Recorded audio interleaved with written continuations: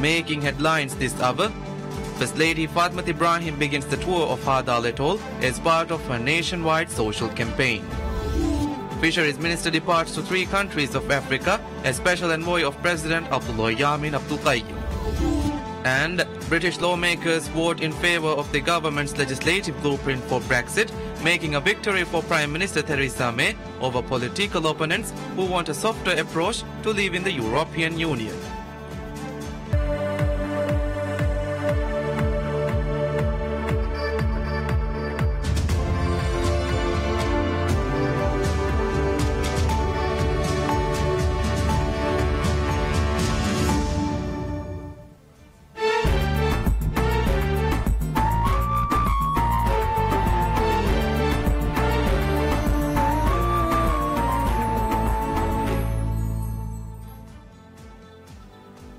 Bismillahirrahmanirrahim. Welcome you all to PSM News in English. I'm Zihunat Hassan here with the news in details. First Lady Fatma Ibrahim begins the tour of Hadal Atoll as part of her nationwide social campaign. The first destination of her visit to Hadal Atoll was the island of Kurudufushi. She received a warm welcome from the residents of Kurudufushi, where she was greeted with traditional performances. At a meeting held at the island, the First Lady interacted with people with disabilities, senior citizens, women and senior government officials of the island. During her visit, she is expected to visit the island of Nolivaram and Nolivaram Faro on Friday as part of her ongoing tour of Hadal Atoll.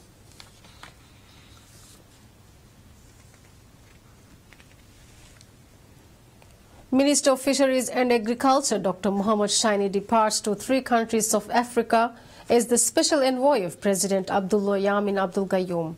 Fisheries Minister Muhammad Shaini will visit South Africa, Tanzania and Mozambique as part of the campaign to secure a seat for the Maldives at the United Nations Security Council. The Maldivian Fisheries Minister is expected to call on the foreign ministers of the 3 African nations and would discuss on the importance of small island nations represented in the United Nations Security Council. As per information provided by Ministry of the Fisheries and Agriculture, during the meetings, discussions would be held to seek support for the recommendations Maldives has proposed for the fishing guidelines for the countries fishing in the Indian Ocean. Public Service Media PSM announces that it would begin to telecast auditions of Maldivian Idol Season 3 on February 2nd. This year auditions were held in Mali City, Hitadu Island of Addo City and Ugufaro Island of Ra Atoll. The 3rd installment of the reality show would have major changes in the judging panel and would have many exciting surprises for the viewers. Although the judging panel had 3 judges in the first 2 seasons, the season's judging panel consists of 4 experienced musicians of the country. The title sponsor of Maldivian Idol Season 3 is national telecommunications provider Dirago. Maldivian Idol is part of the Global Idol franchise and marks the biggest singing competition series.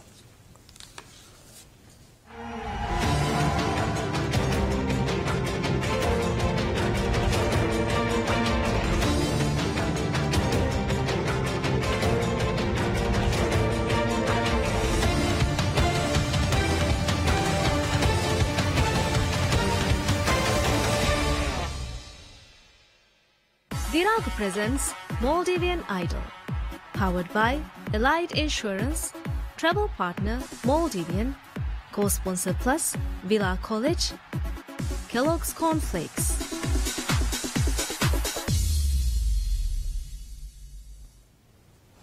Government of Maldives assigns the construction of the runway and terminal of Kurudufushi Airport to Maldives Road Development Corporation Limited MRDC. MRDC won the contract to develop the Kurudufushi Airport by bidding the best proposal by beating off competition from Maldives Transport and Contracting Company MTCC. The Maldivian government contracted the reclamation of land for the airport to MTCC, which the company completed on December 25th of 2017. Under the reclamation project, 6 hectares has been reclaimed from the sea, with an additional 9 hectares reclaimed from the mangrove swamp. The government has assured that the airport project would be carried out with minimal negative impact to the environment. The airport is expected to begin operations by mid-2018. The Investment Retail Opportunity 2018 concludes with promises of a revolutionary and life-changing projects heading to Maldives. The event, organized by Sinha Estate Public Company Limited, brought together international investors under one roof to showcase services and products. The mega developmental project of Integrated Islands, Embudu Lagoon, otherwise known as Crossroads, has attracted various major franchise investments. The mega developmental project is in line with the Maldivian government's foreign direct investment policy to advocate free enterprise with pro-market programs. In an exclusive interview with PSM News, Chief Investment Officer of Sinha Estate Company Limited, T.T. Thong Benjamin, stated that the Investment Retail Opportunity 2018 was aimed to provide premium brands to represent attractive opportunities for the franchise investment at Embudu Lagoon project. He added that the investors for the event has arrived from various parts of the world, thus would enrich the experience received from the Crossroads project. One of the requirements from the government is that the brand that can come and establish in this particular project need to be international brand. So first criteria is that we need to look for international brand, which means that they have to be located in various locations. Now, secondly, we look at the Maldives as a country itself, the lifestyle. I'm in the hotel industry for 29 years, so I understand a lot about what customer tourist needs is. So what we do after extensive study, we're looking at what are the missing puzzle that would holistically complete the experience. The Crossroad project, which is being conducted in this massive lagoon, would develop 9 islands that serve to different lifestyle concepts. The open house event held at the National Art Gallery brought in over 15 local and international investors from various fields such as health and wellness and food and beverages. Actually, we provide for the optical, all the glasses, and actually we manufacture, and we are from Japan. It's a franchise. So what we would do is to provide the franchise support, provide the training, provide the recipes, the manuals, workflows, and everything else. And an investor would come and invest money in the outlet. We are the Bankanita Thai cuisine. We provide a Thai cuisine, authentic Thai cuisine. We've been open in Thailand for more than 23 years. The investors at the event expressed gratitude for organizing such an event and stated that the event has received a rave response from the public. Most of them know the brand. The response has been good. Lots of people have shown interest. Investors have come in and said they're interested. So, yeah, it's likely to happen. I think this event is very good. So many visitors really respond as they're exciting and they're interesting about each booth. And this one's number one, very well organized, very well received. I think to see the amount of customers that we have seen today has been fabulous. Usually you come to an event like this, nobody's here in the afternoon. And we've seen lots of people in the afternoon, almost the same as this morning. A lot of good feedback toward the product. Some people said, like if the Muddy Chef said the coconut, our coconut is good, it means it's good. The Embudu Lagoon Integrated Leisure and Recreational Destination Mega Project is unprecedented in the Maldives. Once in operation, Maldives is expected to become ideal to the global market also as a family vacation destination. Tourism industry is one of the prime focuses of the administration of President Abdullah Yamin Abdul Gayoom. And as this sector is one of the prime income source of the nation, many events has been organized to boost this industry. And the Investment Retail Opportunity 2018, organized by Sinha Estate, has brought in about over 15 exhibitors to showcase their products and services to the public. From the Art Gallery, Ismail Azim, PSM News.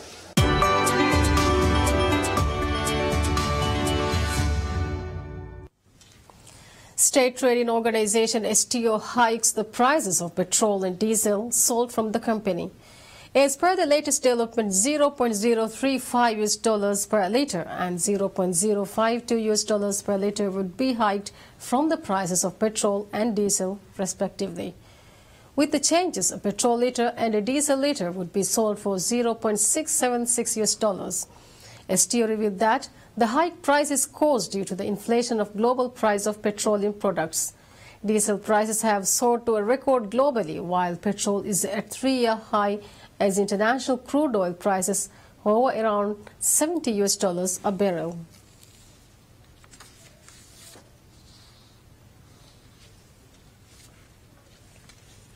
US tech giant Apple acknowledges that slowdowns resulting from battery degradation can affect the company's iPhones, but not other devices such as iPads or MacBooks.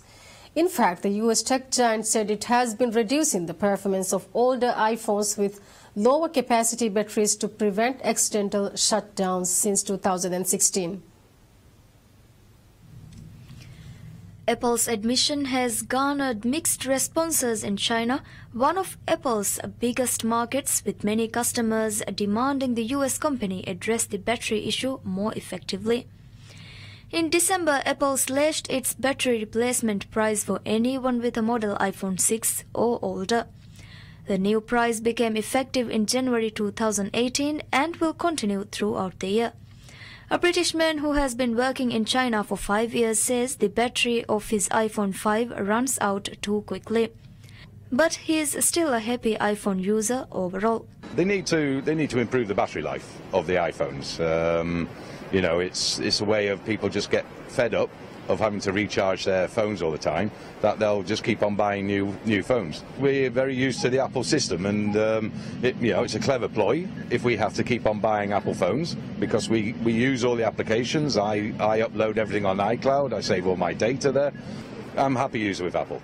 On behalf of disgruntled customers, the Shanghai Consumer Council said it sent an inquiry letter to Apple over the slowdown of older iPhones after an iOS update, requesting a reply before Friday. The council also demanded the cause of the iPhone's slow performance and remedy measures, as well as complete information regarding the interests of consumers.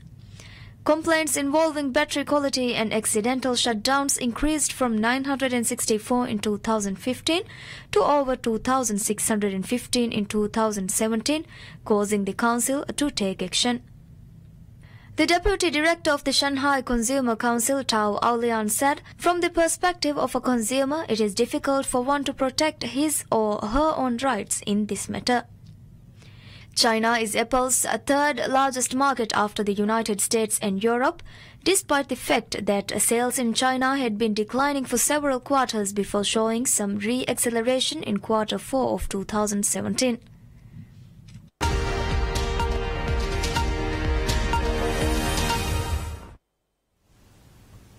Displaced Syrian recounts the ordeal of leaving their homes as they sought safety near the Turkish border. According to United Nations, the Syrian government offensive supported by Iran-backed militia has recently gathered pace and displaced tens of thousands of people since November.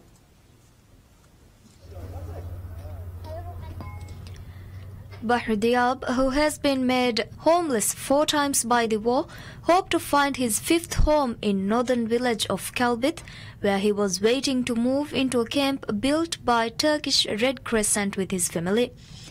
Diab said that every time they go to a new place, they build a complete house, but again they are forced to leave it and move on, adding the conditions are poor, but they were at least feeling safe near Turkish border. Turkey has been gearing up for a possible wave of migration that could be sparked by the recent attacks in Syria's rebel-held Idlib province.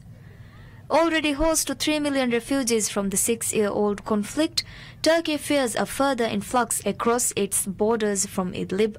The northwestern province is the largest region still held by rebels driven out of other strongholds in Syria and is home to more than 2 million people, many in need of aid.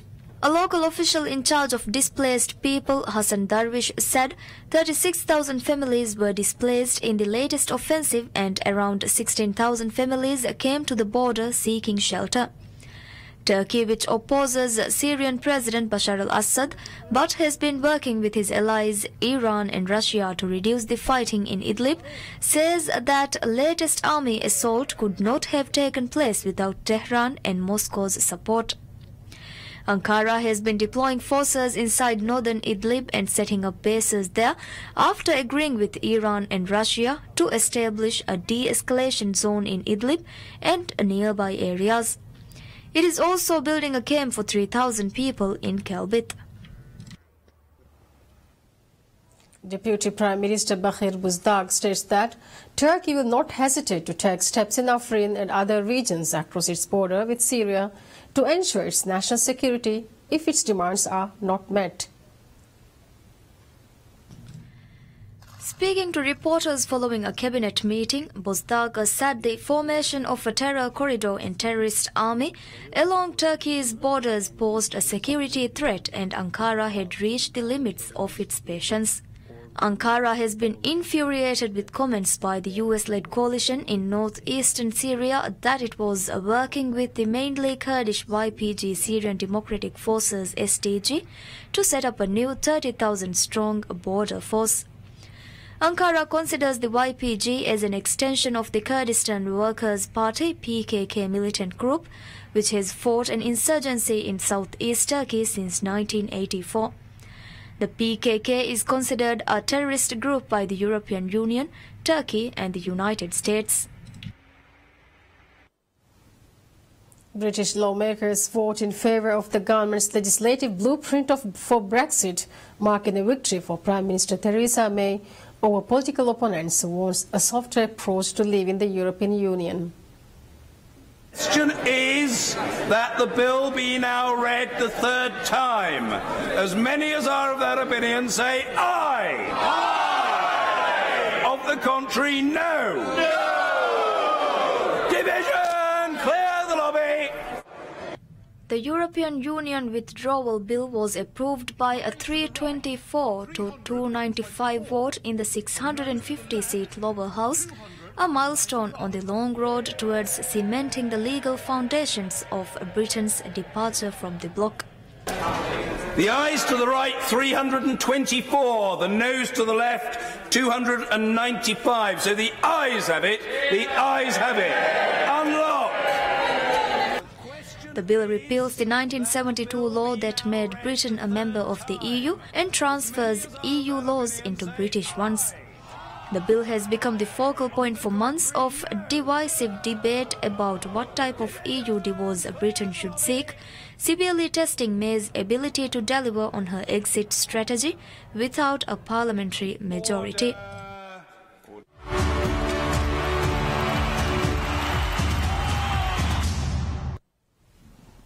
Coach Zainuddin Zidane says that he cannot imagine Real Madrid without Cristiano Ronaldo. The current run of bad results in the Spanish league and Ronaldo's goal drought this season in domestic competition have sparked rumours of a possible transfer during this summer's transfer window. Zidane shrugged off the rumours, saying the Portuguese forward was at the right club. Los Merengues are trailing leaders Barcelona by 19 points, and a good result in the cup could help the team's return to form. Their 1-0 defeat by Villarreal in La Liga on Saturday was greeted by boos and jeers from the Santiago Bernabeu and plunged the Spanish champions further into crisis. Zidane can call on Karim Benzema for the Kings Cup, but with just 2 goals this season in the league, the French striker is far from making an impact for Real. The first leg of the quarter-final takes place, with the return leg scheduled for a week later.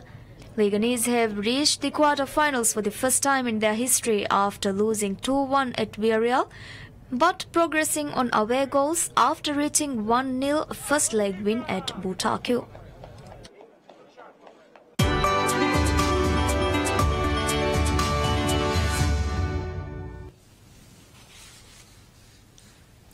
The logo is over a century old, but it is the end of an era for this French manufacturer, which produces what are considered among the best saxophones in the world as it prepares to hand over the reins of the family business to an investment fund.